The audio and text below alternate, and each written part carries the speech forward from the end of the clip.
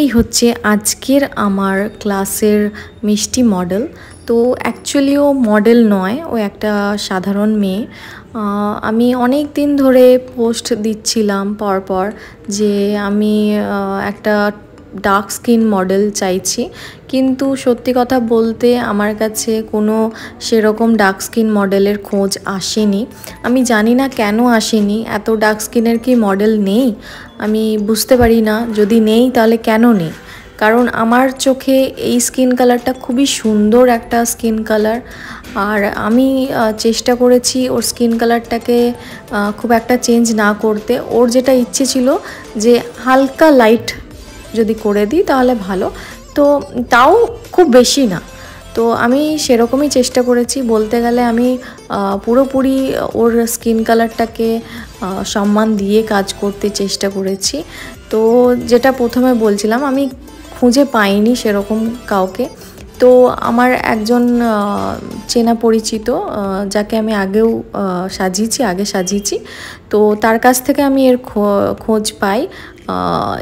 এই মেয়েটি হচ্ছে তার ফ্রেন্ড। তো যখন ও আমাকে বলে যে দিদি এরকম একজন আছে যেরকম তুমি খুঁজছো, তো আমি সাথে সাথে রাজি হয়ে যাই। আর অনেক দিন ধরেই প্ল্যান চলছিল কিন্তু হয়ে উঠছিল না। তো আজকে সেই আমার ইচ্ছেটা পূরণ হয়েছে। আর আজকের যে মডেল, তারও ইচ্ছে ছিল যে ও কারো কাছে সাজবে। তো আশা করছি ওরও স্বপ্নটা পূরণ করতে পেরেছি, জানি না কতটা পেরেছি। আর আমার মতে এরকম যারা সাজতে ইচ্ছুক ফ্রেশার, তো আমার তাদের সাথে কাজ করতে খুব ভাল লাগে। কারণ যারা পরিচিত মুখ মডেল, তাদের স্কিনটা বেশিরভাগ সবার স্কিন ভালোই হয়। অ্যান্ড আমার মতে এইরকম স্কিনে যদি কাজ করতে থাকা যায় তাহলে কিন্তু অনেকটাই এক্সপিরিয়েন্স আমরা মানে জোগাড় করতে পারি, নিজেদের জন্যে সঞ্চয় করতে পারি। তো আমি সেই জন্যই চেষ্টা করি বেশিরভাগ টাইম নর্মাল যে মেয়েরা, তাদের সাথে কাজ করার।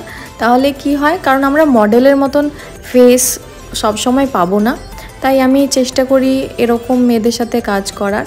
আর আমি বুঝতেই পারছি না এখনও অবধি যে এরকম স্কিনের মডেল সেরকম বেশি নেই কেন।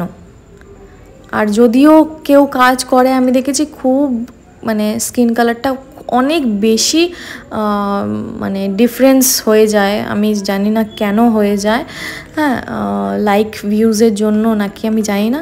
আমার মনে হয় এরকম করেও লাইক ভিউজ পাওয়া যায়। যারা সত্যি কাজের মর্ম বোঝে তারা এটাই ভালোবাসে যে স্কিন কালারটা সেরকম চেঞ্জ না করে তারপরে কাজ করা। তো দেখতে পাচ্ছ ওর স্কিন কালার যেমনকার তেমনি রয়েছে, এটা শুধু হাইলাইট করছি। তো প্রথম থেকে আমি একটু স্পিডে বলে দিই কী করেছি। এমব্রিওলিয়াসের আমি ময়শ্চারাইজার অ্যাপ্লাই করেছি, তার কারণ স্কিনটা খুব ড্রাই হয়ে গেছিলো। তারপর আমি ম্যাকের স্ট্রোব ক্রিম অ্যাপ্লাই করেছি।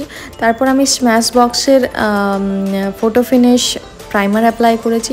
তারপর সোপারেলের প্যালেট থেকে অরেঞ্জ কারেক্টার, ওর স্কিন টোনের কারেক্টার, অ্যান্ড দেন আমি ফাউন্ডেশন অ্যাপ্লাই করেছি ম্যাকের।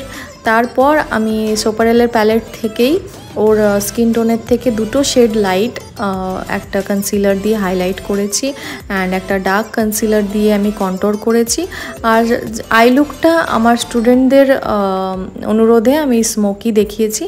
তো তোমরা দেখতেই পাচ্ছ স্মোকি, কিন্তু স্মোকির ওপরে, স্মোকিটা ওদেরকে দেখানোর পর আমি একটা শিমার অ্যাপ্লাই করেছি আইলিডের ওপরে, যেটা আমার মনে হয়েছিল যে একটু শিমারি ভাব দিলে ভালো লাগবে, তার কারণ এটা রিসেপশন লুক আমি ক্রিয়েট করছি।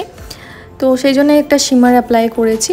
অ্যান্ড এখন যেটা আমি করছি সেটা আমি একটু হাইলাইট করে নিচ্ছিলাম ইনার কর্নার অ্যান্ড আইব্রো বোন।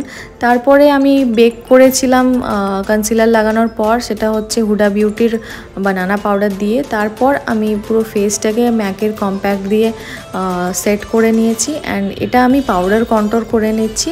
আর ব্লাশারও আমি অ্যাপ্লাই করেছি, তো আই ম্যাজিকের প্যালেট থেকে। অ্যান্ড এখানে আমি স্ম্যাশ বক্সের বেকা যে হাইলাইটারটা, সেটা আমি অ্যাপ্লাই করছি। আর তোমরা দেখতে পাচ্ছ ওর স্কিন টোনটা চেঞ্জ কিন্তু আমি করিনি, জাস্ট একটু এনহ্যান্স করেছি ওর ইনার বিউটিটাকে, বাস আমি ওইটুকুই চেষ্টা করেছি। আশা করছি তোমাদের ভাল লেগেছে আমার কাজটা। যদি ভালো লেগেছে তাহলে প্লিজ সাথে থেকো, পাশে থেকো। আর আমার জুন থেকে আবার একটা ব্যাচ স্টার্ট হচ্ছে, তো তোমরা চাইলে জয়েন করতে পারো। তার কারণ আমি চেষ্টা করছি স্টুডেন্টদেরকে সব রকমের স্কিনের ব্যাপারে যতটা পারছি নলেজ দেওয়ার। প্রথম দিন আমি ফর্সা একটা মডেলের ওপর কাজ করেছি, তারপরের দিন একটা মডেলের ওপর কাজ করেছি যার একটু স্কিনে প্রবলেম ছিল, আজকে ডার্ক স্কিনের কাজ করেছি। তো আশা করছি তোমাদের ভাল লাগছে। আর যারা যারা শিখতে চাইছো তারা প্লিজ আমাকে কন্ট্যাক্ট করতে পারো। ততদিনের জন্যে টাটা, পরে দেখা হবে আবার নতুন